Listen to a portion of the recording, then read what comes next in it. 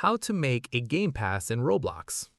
This tutorial shows you how to create and sell passes to monetize your Roblox experience. First, open the Roblox app on your Android device.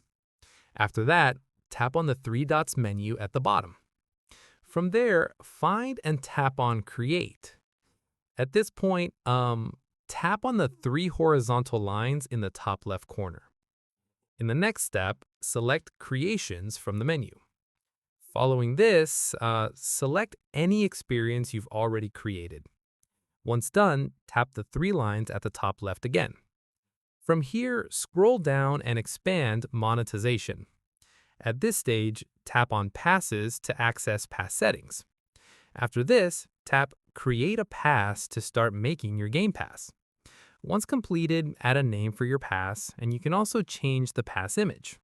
Finally, add a description explaining what the pass does, then tap the pass in the list, select Sales, and enter your price. Remember, you only get 70% of the price you set, and 30% goes to Roblox, so price accordingly. And that's it. If this Game Pass creation guide helped you monetize your Roblox experience, give it a like.